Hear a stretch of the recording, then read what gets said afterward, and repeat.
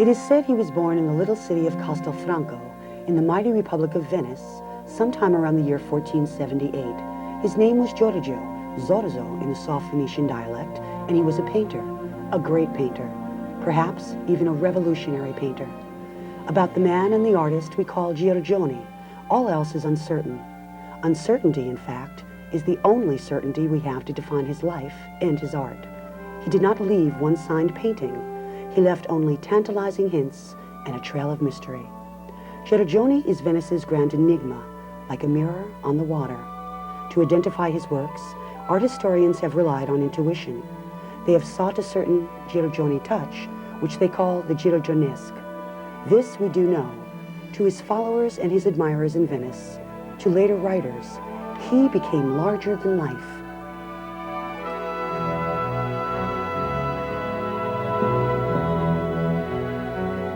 And they remembered him as the great Giorgio, or Giorgione.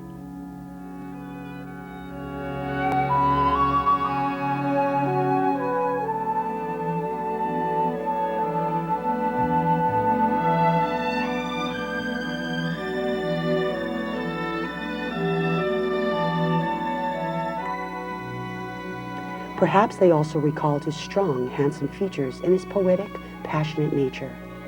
Is this Giorgione, then, in a self-portrait as David against Goliath, in a 17th century engraving copied by Haller?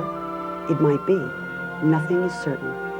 But in his time and forever after, Giorgione galvanized the art of painting with a bold new technique and a personal new way of seeing. And the ripples of his aesthetic revolution led straight to the daring and distant choices of modern art. So let us search for the enigma called Giorgione, man and work.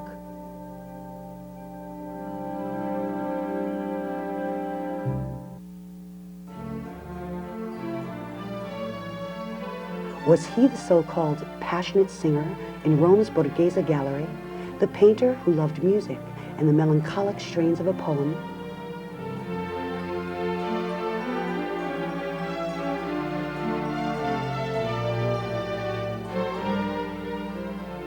Could this be him in another self-portrait now in Braunschweig, Germany?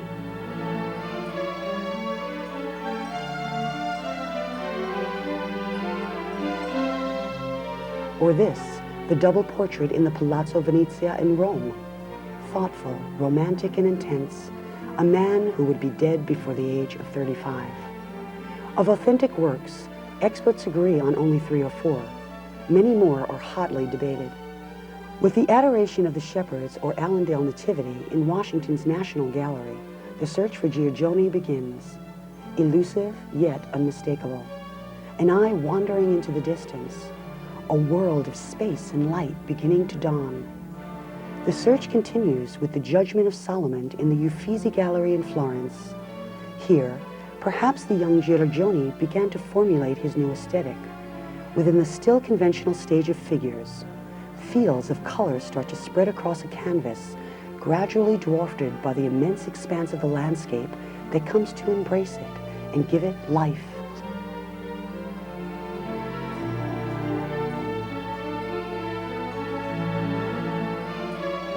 Or finally, another early candidate, Trial by Fire, also in the Uffizi in Florence. More than a story, it is a mood that is taking shape here for the first time, shaped and built by blocks of color, indeed of tones, as if freed from the constraints of edge and contour. The pigment alone molds the volumes, as if the mist of air truly flowed through the canvas.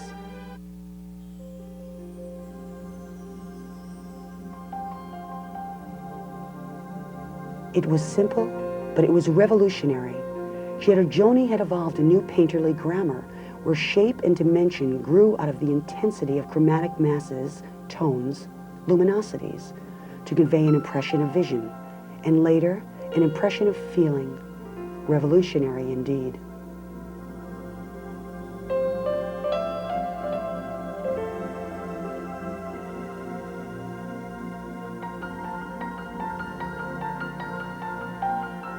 Just consider Florence and the artists of the time. Botticelli's famed Venus steps from her shell, contained in the purity of her shapely lines.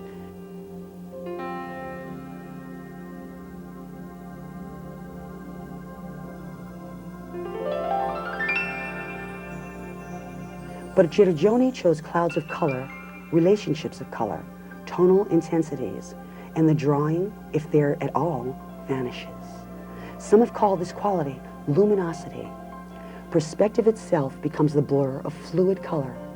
Depth and dimension are born of chromatic saturation. The closer the surface, the lighter it appears. The more distant it becomes, the darker it seems.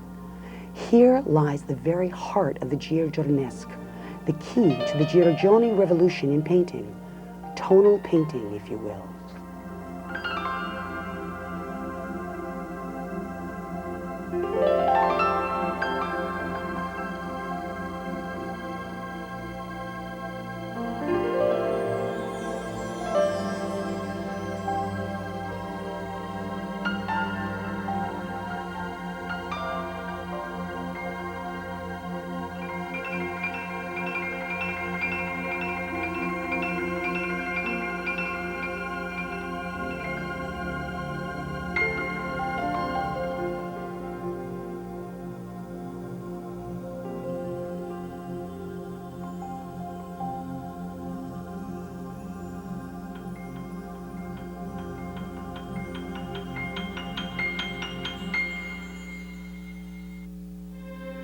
Certainly, Giorgione might have seen Leonardo da Vinci's Madonna in St. Anne, today in the Louvre Museum in Paris. Leonardo had indeed begun to soften the drawn line in his famous Sfumato, a play of light and dark. But Giorgione went further, transforming the Sfumato of Leonardo into very vibration of colored forms in the air, to capture the intangible. So Giorgione speaks a new language, a new dialect of Italian Renaissance painting, and his new vocabulary is the opposite of the well-known Florentine idiom of the day.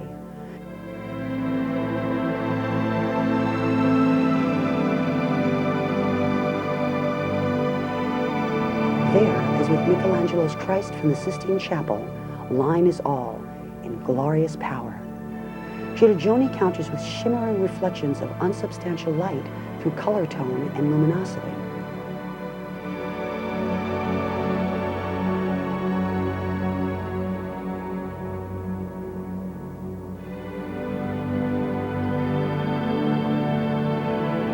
While Florence glorified in the mathematical rigor of the perfect vanishing line, Giorgione offered light, scattered into a rolling, almost aerial perspective.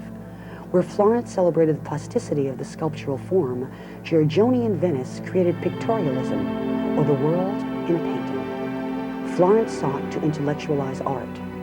In Venice, Giorgione searched for the fleeting sensation, the quiet emotion, the internal moment. Florentines wanted absolute, immortal truth.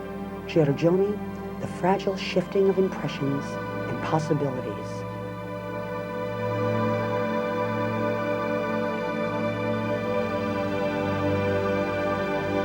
In Florence, man takes his place at the center of the universe.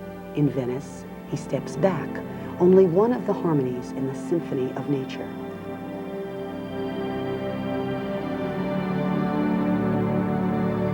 So clear-eyed and magnificent, Florence and Michelangelo celebrate the power of man. But Giorgione celebrates his frailty, his ambiguous strivings, his fears, his doubts, snatched from time. Emotional, sentimental even, but this truly was a new path in visual communication, a different form of humanism, and for painting, a turning point.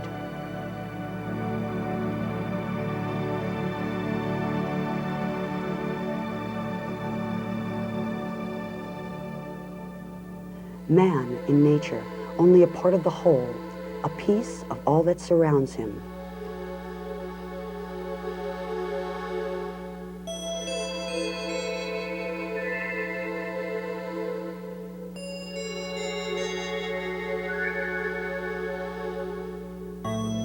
Perhaps this Judith in the Uffizi in Florence is by Giorgione. It is the first non-religious work painted in Italy.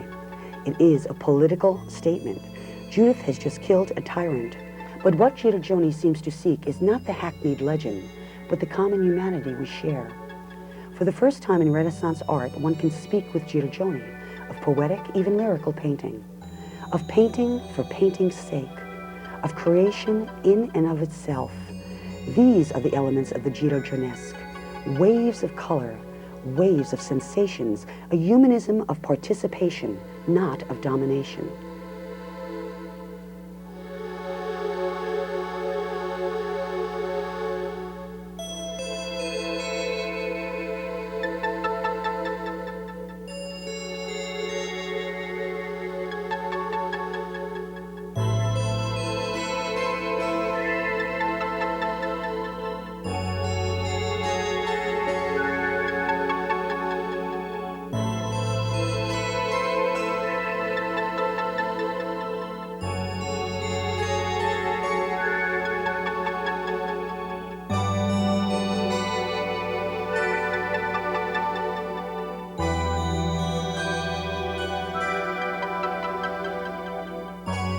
In the National Gallery in London is a small painting called Sunset. The meaning of the scene is obscure. Could it simply be a sunset on an Italian hillside? Narration in Giorgione always seems slightly irrelevant. It is the depth of the valley, the height of the trees, the winding path that commands Giorgione's attention. We can only guess at the path Giorgione himself took to reach his bold new vision as a painter. But in the evolution of his probable journey, there are clues. The Madonna in Child in Oxford's Ashmolean Museum offers a start, conventional for its time, of course, but there in the distance, the young Giorgione might have remembered a misty morning in Venice on the great San Marco Square. In his native city of Castelfranco, there still stands an altar panel from the Church of San Liberale. Again, at first glance, a traditional rendering. But look closer. As the eye ascends in a formal pyramid of colored blocks, the Virgin rises to be absorbed and swallowed by light and air. Here is the sensual new language of total density and texture which Giorgione is groping for.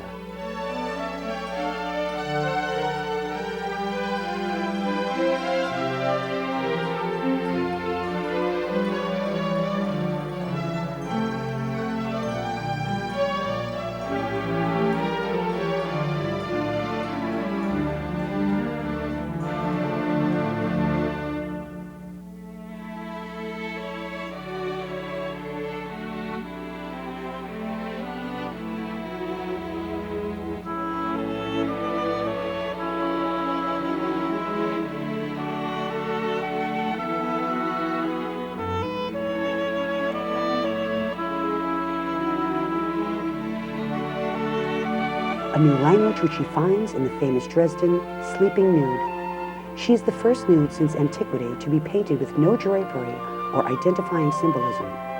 She is a woman asleep. She lies in a lush meadow, bathed in radiant glow. In the 16th century, the writer Vasari remarked that with her, Giorgione had achieved the art of counterfeiting living flesh.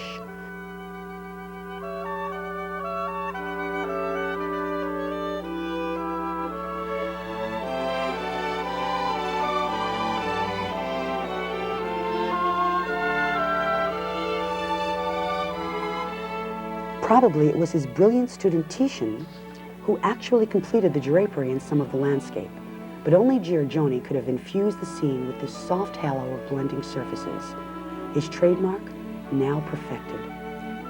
The Three Ages of Man today in the Pitti Palace in Florence. Another elusive theme, another unspoken message, but the painting speaks clearly enough of private thoughts and changing emotions. This could be a snapshot of three men captured in mid-sentence for all time.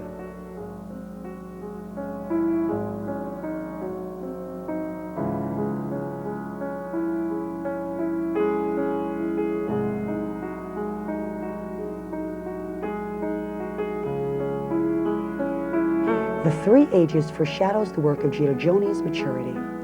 Consider the so-called Three Philosophers today in Vienna's Art History Museum. Enigmatic still, or merely indifferent, the actual scene. Some call it the three phases of human experience, others the three epochs of history, or even the three kings. But above the narrative value shines the tactile power of an instant visual recognition, the almost pantheistic and physical reality of a living experience. And for his time, this was explosive art indeed.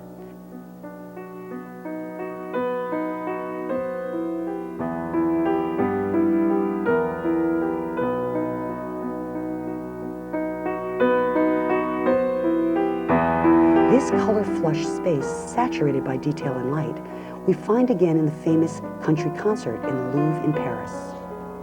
In the now familiar continuum of tonal variation, a palpable sense of time and place permeates the canvas. Many claim they can hear the melody of the music depicted in the painting lingering on, as if we could almost listen to Giorgione himself singing.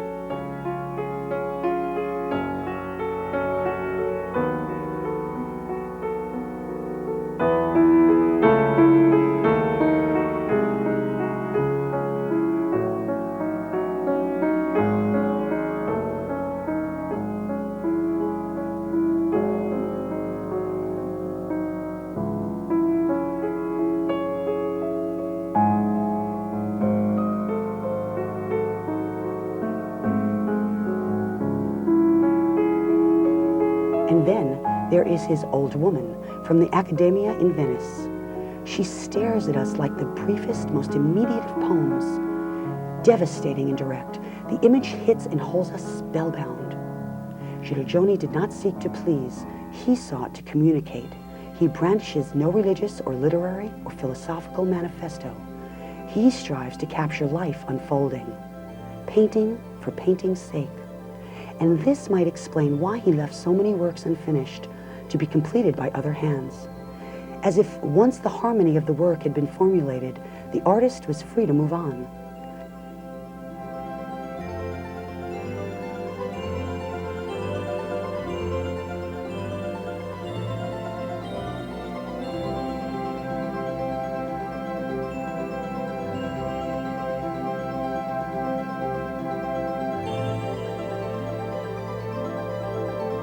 The power of his seemingly spontaneous creations has reminded many experts of the concepts that have guided modern art. At first, the work of a Picasso might appear light years away from Giorgione, yet the two painters may have shared the very same painterly vision.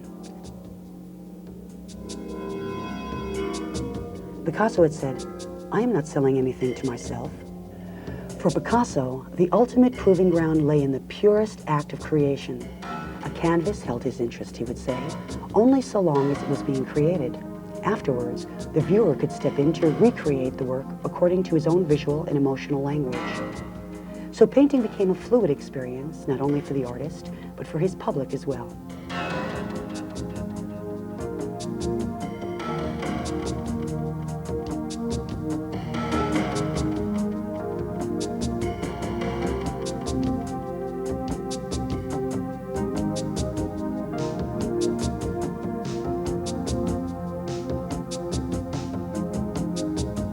But was this not precisely what Giorgione had attempted to explore in his new vocabulary of the visual?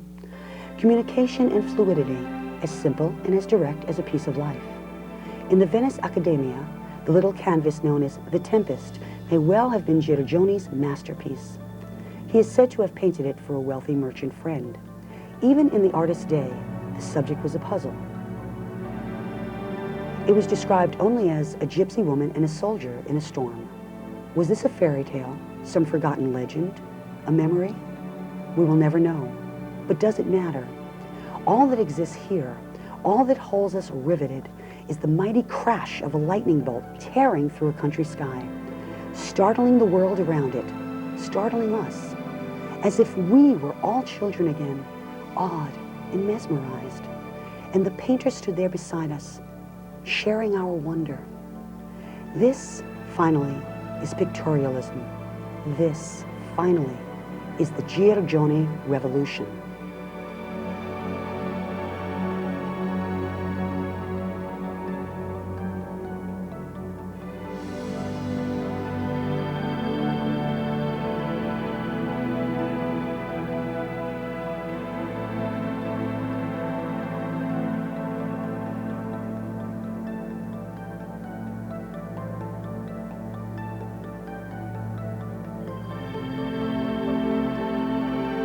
He died in the year 1510 in Venice, they say, struck down by the great plague that was ravaging the city. But others wrote that he died of love. Perhaps both are true. This man who had painted Laura in front of her laurel bush in 1506, today in the Vienna Art Museum, this poet who who had gazed at Venus asleep in a summer field. This musician, this passionate artist, might well have died attempting to comfort a plague-stricken love he could not abandon. Giorgione was not yet 35. He had streaked through life and art like the lightning he had summoned in a clear sky, the consummate technician of suggestion who had transformed the painting of the Italian Renaissance and lived on, halfway between the real and the imagined, as if he too had finally stepped into one of his canvases and vanished in a cloud of color.